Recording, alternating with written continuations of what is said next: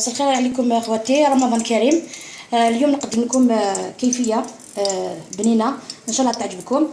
لي بوليت دو بولي بالجلبانه على طريقتي بيان سور. عندي درت شويه الزيت مع شويه السمن هكذا، ندير له طرف اللحم هكذا ولا شويه بولي الحاجه اللي حبيتوها. دونك كتستعمل راس قبيليت، خمر شويه الزيت شويه السمن، رمي راس شطوح مكسوم، الدجاج غادي يقلي شويه هكايا، غادي يتقلى، نزيد النار يتقلى شويه ماشي بزاف، ما نحبش القليه بزاف.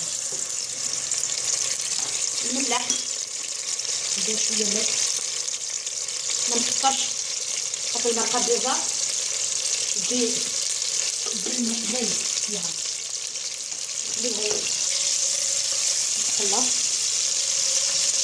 الحاجه اللي عندك تنمح شويه تاع البولي معليش، شويه لويازير ما تسعير، سينو سي با لابين لي بولي دو جامبو كان يشاف. فوالا شوف حتى يقلى شويه غتخلى شويه البصل اللي تحب البصل. فوالا ندير البصل تعطيه هكذا شويه مع سمينتهم.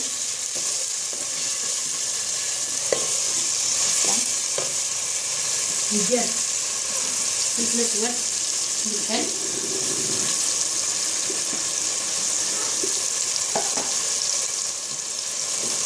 ندير شويه الخل هكذا،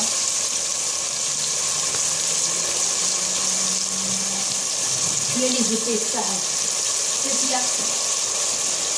سبيسيال البولي، عندي شويه ما نكثروش، شويه برك خاطر درت لي بولات درت لي بولات تاع البولي. نخليوها هكذا، فوالا نخليوها هكذا، فوالا الريحه بنينه.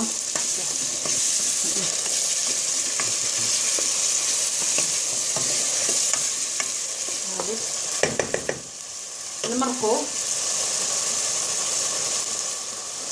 شويه برك، نزيد ما نديرش بزاف الماء، حق لي طيب الا طيب شويه. دوك نغليو الجلبانه من داخل، هاي الجلبانه تاعي نرميوها هكذا، فوالا نزيدو شويه ماء برك ماشي بزاف، فوالا هكذا نخليوه لتو يطيب باش نجتب ومن بعد نوغل. هاي الجلبانه طابت جلبانه نيف با كسومني دغني يوا ثورا اتم لي بولاتنين البوليا الزفاغ واحد شطوح ديسكرت، خدمه غاس المعدنوس شويه الملح شويه البصل ماشي حاوله، خدمه غاس لي زيبينيس خدمه كنا رداينيا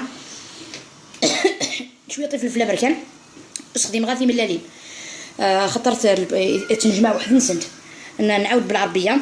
درت البولي طحنته مع سنينه الثوم شويه معدنوس شويه بصل ملح فلفل كحل مع لي زيبيس تاع سبيسيال بولي. دوك نديرهم داخل فوالا الوحده،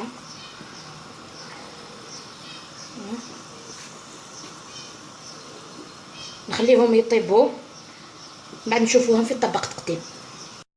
مثلا الطاجين تجي البنتني واحد لي بولات البوله، طاجين تجي البنه لي بولات تاع الدجاج. ان شاء الله يعجبكم.